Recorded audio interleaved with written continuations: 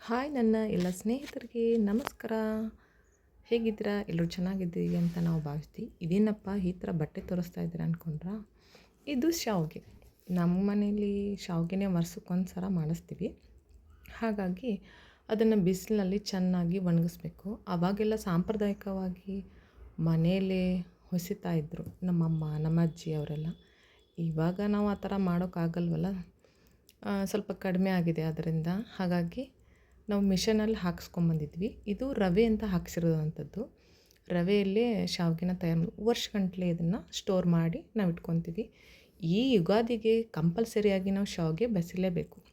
ಹೊಸ ಗೋಧಿಯಿಂದ ಮಾಡಿರೋದಾಗಲಿ, ಹೊಸದು ಶಾವಿಗೆನ ಮಾಡಿದ್ರೆ ಈ ಸೀಸನ್ನಲ್ಲೇ ಮಾಡೋದು. ನೋಡಿ, ಈ ಥರ ಇದನ್ನು ಡಿವೈಡ್ ಮಾಡಿ ಈ ಥರ ಸಿವುಟ್ ಕಟ್ಟಿ ಮಾಡಿ ಪ್ಯಾಕಿಂಗ್ ಮಾಡಿ ಇಟ್ಕೋಬೇಕು. ನಾವು ವರ್ಷವಿಡೀ ಇದನ್ನು ನಾವು ಉಪಯೋಗಿಸ್ಕೋಬೋದು. ತುಂಬ ಚೆನ್ನಾಗಿರುತ್ತೆ. ಹಾಗಾಗಿ ನಾವು ಉಪಯೋಗಿಸ್ತಾ ಇದ್ದೀವಿ. ಒಂದು ವರ್ಷಕ್ಕೆ ಒಂದು ಸಾರಿ ಹಾಕಿಸಿರ್ತೀವಿ ಇದನ್ನು.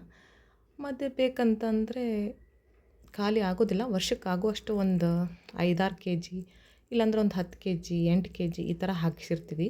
ಇದು ರವೆಯಿಂದ ಹಾಕ್ಸಿರೋದು. ನೋಡಿ, ಈ ಥರ ಎಲ್ಲ ನಾನು, ನಮ್ಮ ಮಗ, ನಮ್ಮ ಪಪ್ಪ ಎಲ್ಲರೂ ಸೇರಿ ಬಿಸಿಲಿಗೆ ಒಣಗಿಸಿ ಆಮೇಲೆ ಪ್ಯಾಕಿಂಗ್ ಮಾಡಿ ಇಟ್ಕೊಂಡ್ವಿ. ಈ ಶಾವಿಗೆ ಅಂಕರು ತುಂಬ ಚೆನ್ನಾಗಿರುತ್ತೆ.